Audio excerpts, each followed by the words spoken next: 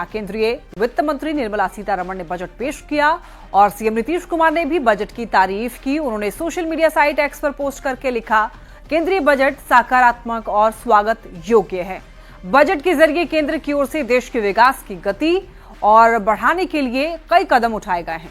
Budget में बिहार के लिए जो घोषणाएं की गई है उनसे बिहार को विकास को और गति मिलेगी, बिहार के विकास को गति मिलेगी और राज्य में एक मखाना बोर्ड की स्थापना से मखाना किसानों को लाभ मिलेगा। ग्रीनफील्ड हवाई अड्डों से अंतर्राष्ट्रीय उड़ानों की संख्या बढ़ेगी, जिससे लोगों को फायदा होगा और आर्थिक विकास भी होगा।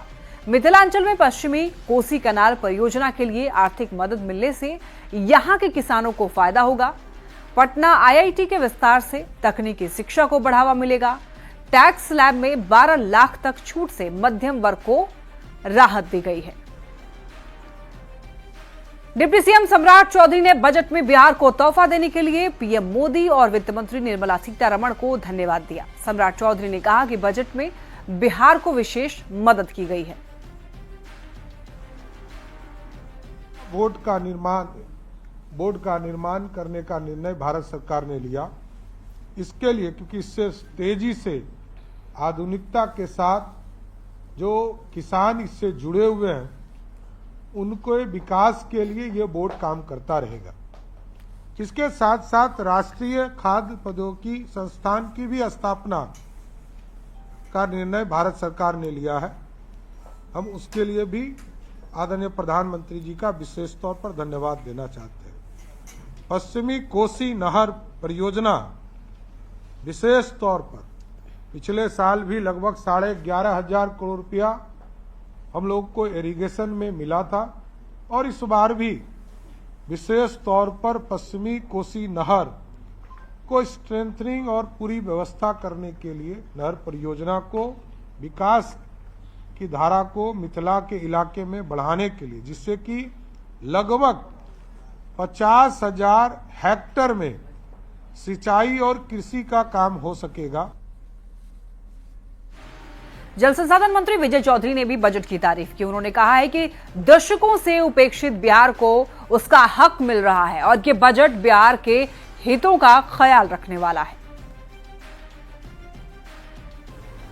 और हम तो धन्यवाद देते हैं प्रधानमंत्री जी को और वित्त मंत्री श्रीमती निर्मला जी को, जिन्होंने पिछले वर्ष से खास तौर से पिछले वर्ष के बजट से खास तौर से उन्होंने बिहार की सुधि ली है और बिहार को विशेष मदद करने की शुरुआत की है।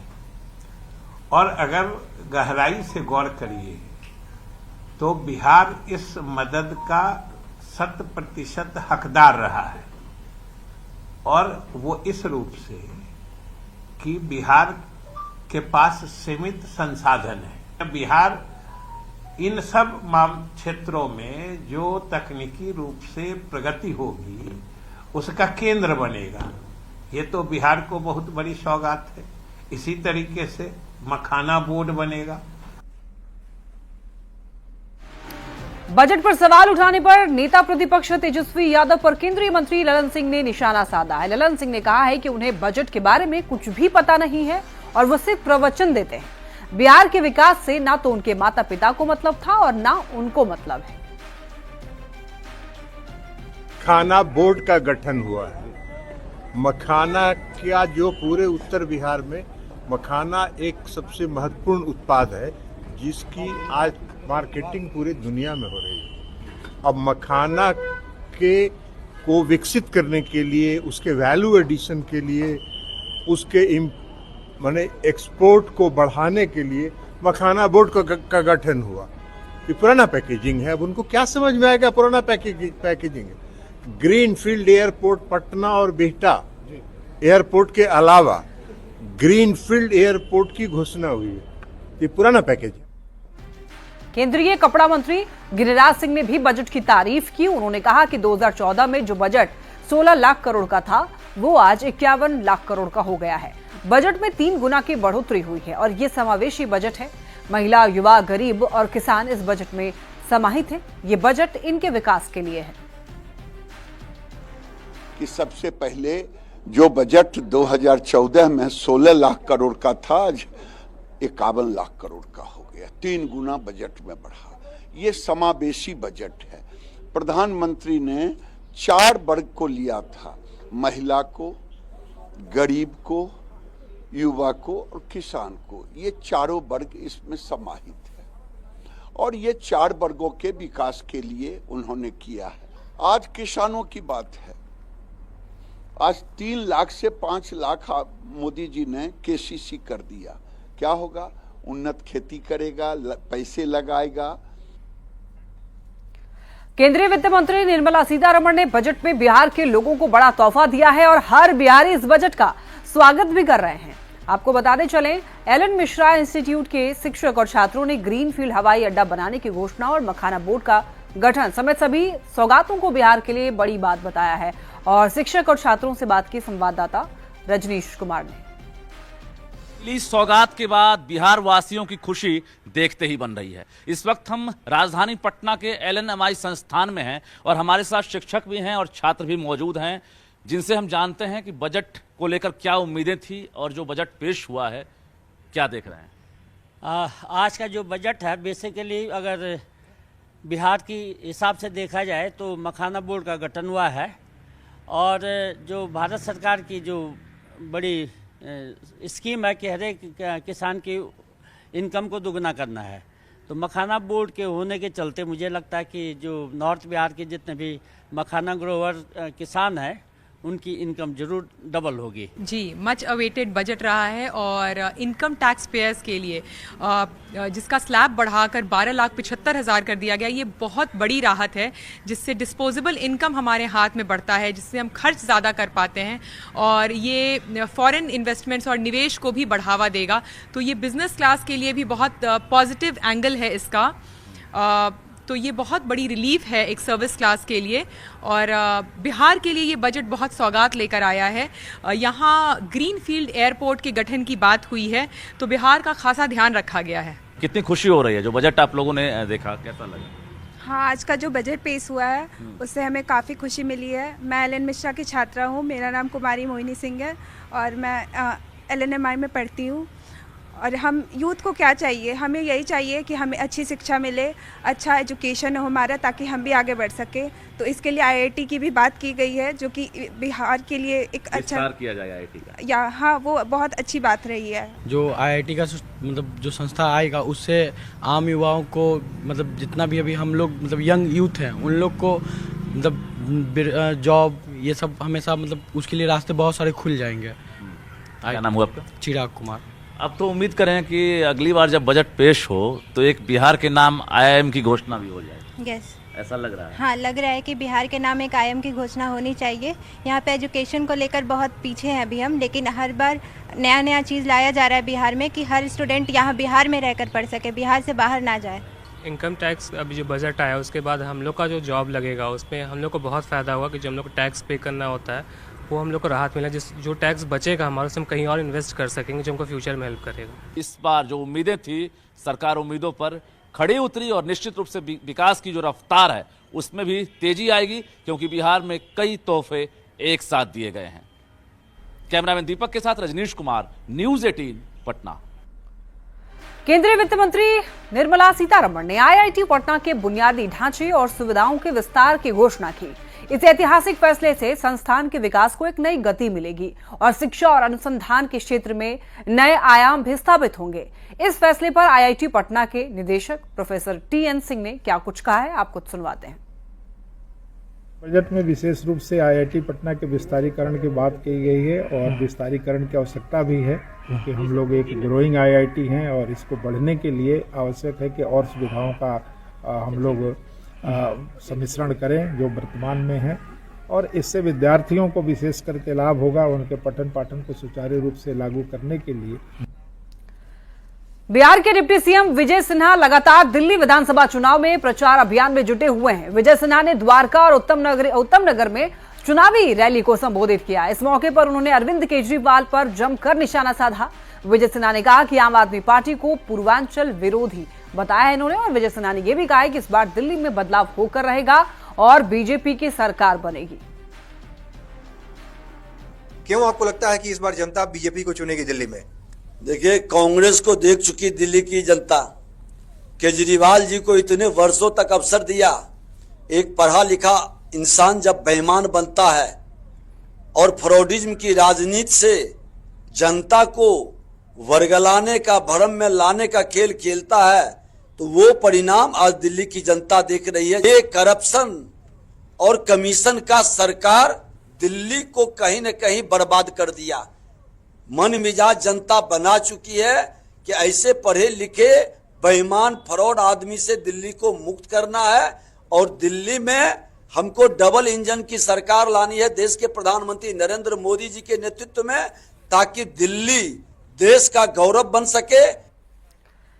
जेडीयू के राष्ट्रीय कार्यकारी अध्यक्ष संजय झा लगातार दिल्ली में चुनाव प्रचार कर रहे हैं और इसी कड़ी में उन्होंने द्वारका में बीजेपी प्रत्याशी के पक्ष में चुनाव प्रचार किया। संजय झा ने भी दावा किया है कि इस बार दिल्ली में एनडीए की सरकार बनेगी। दिल्ली की जनता अरविंद केजरीवाल से अब ऊब चुकी है। दिल्ली में विधानसभा चुनाव का प्रचार चरम पर है।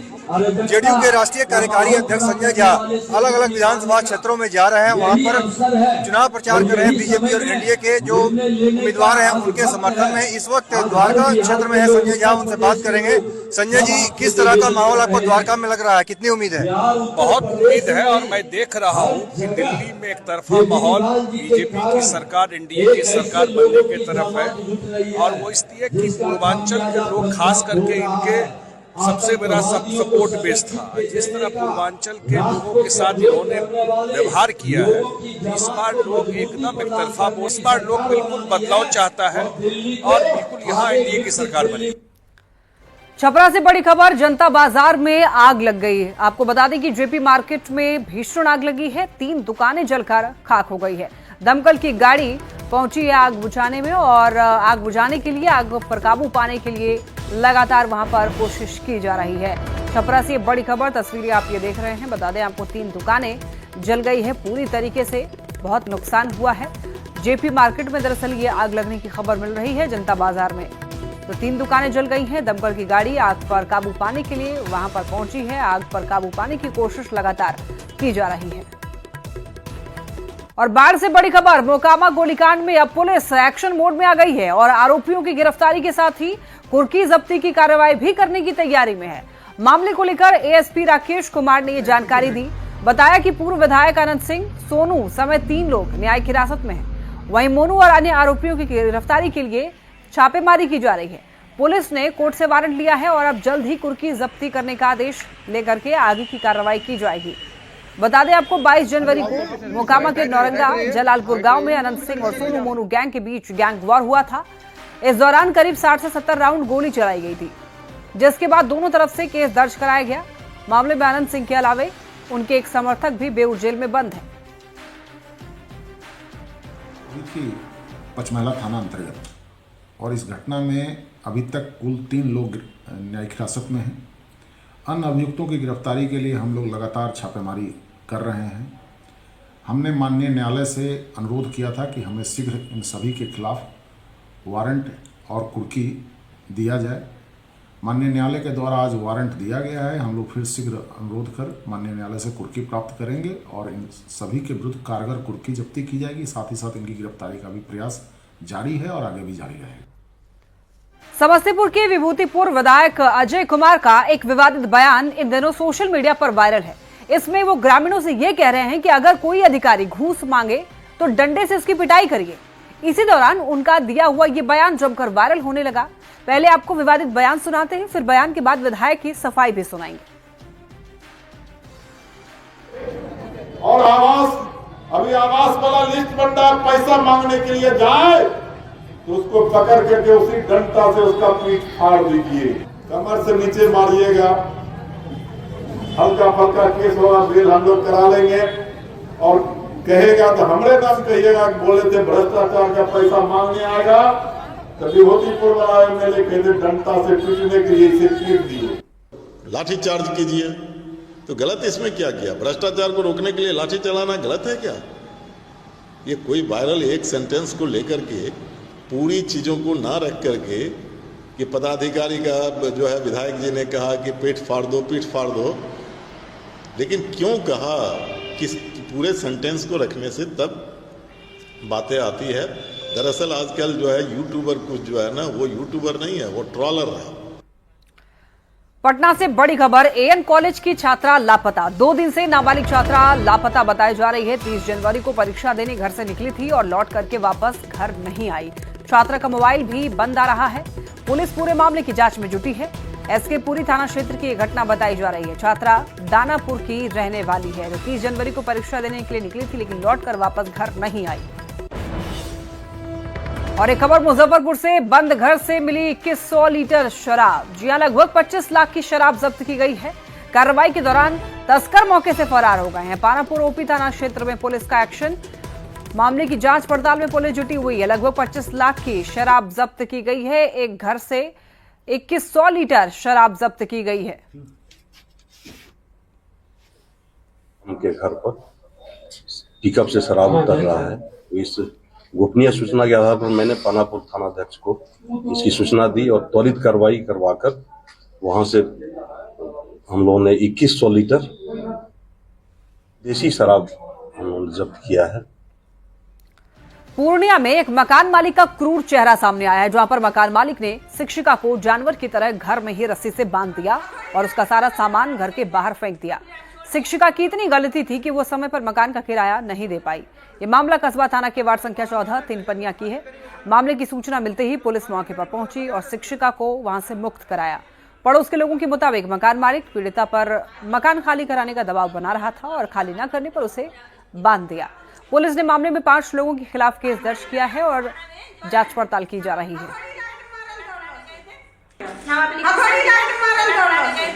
तो फिर हम छोड़ दिए। इससे पहले मेरा ताला तोड़ा गया था, झूठा इल्जाम था हम पे कि हम रेंट नहीं देते हैं, जबकि मकान 4-5 महीना। हाँ, ये हथियार चला रही है। हथौड़ी चला रही थी। कब चला रही थी? अभी ये बांधी हुई है, हथियार कैसे चलाएगी? बांधे हैं। कब बांधे? आप प्रशासन को सूचना देते? सूचना दिए हुए। खबर पटना से, जहां पर बेऊर थाना इलाके से गायब एक युवक की नौबतपुर में गोली मारकर हत्या कर दी गई। युवक का शव नदी किनारे मिला है। मृतक की पहचान बेऊर थाना क्षेत्र के हरनी चक में रहने वाले विपिन कुमार के रूप में हुई है। मृतक बेऊर इलाके में पढ़ाई का आपको बता दें कि मृतक बेऊर इलाके में बढ़ई का काम करता था। बताया जा रहा है कि 1 साल पहले ही विपिन ने इंटरकास्ट मैरिज की थी और लव मैरिज के 1 साल बाद ही उसकी गोली मारकर हत्या कर दी गई है। प्रेम प्रसंग में हत्या की आशंका जताई जा रही है। मूलतः पिपलावा थाना अंतर्गत गुवाई गांव के रहने वाले थे, जो बेऊर क्षेत्र में हरनी चक में रेंट पर रह रहे थे।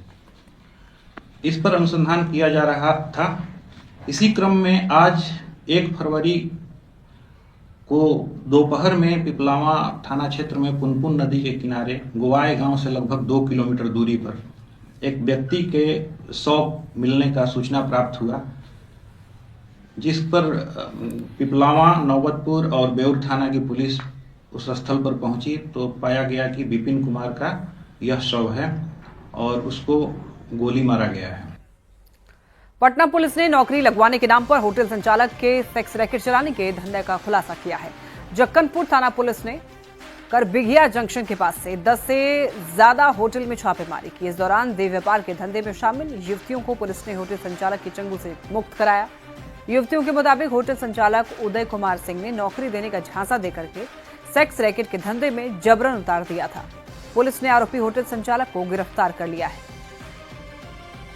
उसी क्रम में फिर जानकारी 2 लड़की उसमें से मिली, जिसमें कि 2 लड़की के द्वारा बताया गया कि इनको नौकरी के नाम पर एक होटल मालिक जय दुर्गा के मालिक उदय कुमार सिंह एवं उनके भाई के द्वारा नौकरी का झांसा देकर उनको बुलाया गया था और उसी के नाम पे इसको होटल में रख के देह व्यापार का धंधा करवाया जा रहा था। उनके द्वारा बताए गए बयान के आधार पर उसी में फिर उस पर FIR दर्ज करके उदय कुमार सिंह को गिरफ्तार किया गया है और उसको न्यायिक हिरासत में। तीर्थ नगरी प्रयागराज में गंगा, यमुना और सरस्वती के पवित्र संगम पर लाखों लोग महाकुंभ के लिए आध्यात्मिक यात्रा पर निकलते हैं। आत्मखोज और दिव्य कृपा का ये अनोखा मौका है, लेकिन कई लोगों के लिए ये यात्रा चुनौतीपूर्ण हो सकती है। इसे समझते हुए रिलायंस इंडस्ट्रीज लिमिटेड ने तीर्थ यात्री सेवा नामक एक व्यापक पहल शुरू की है। इसका उद्देश्य तीर्थ यात्रियों की यात्रा को आसान बनाना और उनकी कल्याण सुनिश्चित करने के लिए है। वी केयर दर्शन से प्रेरित होकर के रिलायंस तीर्थ यात्रियों को कई तरह की सेवा प्रदान कर रहा है। पौष्टिक भोजन और आवश्यक स्वास्थ्य देखभाल से लेकर के सुरक्षित परिवहन और निर्बाध कनेक्टिविटी तक रिलायंस लोगों को सेवा उपलब्ध करा रहा है। कंपनी के मुताबिक 8 तरह से तीर्थ यात्रियों की सेवा की जा रही है। इनमें सबसे बड़ा है अन्न सेवा, जिसके तहत हर दिन हजारों यात्रियों को खाना परोसा जा रहा है। रिलायंस के स्वयंसेवक विभिन्न अखाड़ों में मुफ्त भोजन और पानी दे रहे हैं। रिलायंस फाउंडेशन पुरुषों और महिलाओं के लिए वार्ड, ओपीडी और डेंटल सेवा जैसे 24/7 सुविधाएं उपलब्ध करा रहा है। इसके अलावा यात्रा को सुगम और सुरक्षित बनाने के भी कई प्रयास किए जा रहे हैं। रिलायंस जियो भी प्रयागराज में मजबूत कनेक्टिविटी प्रदान कर रहा है। नए 4G और 5G BTS लगाए गए हैं।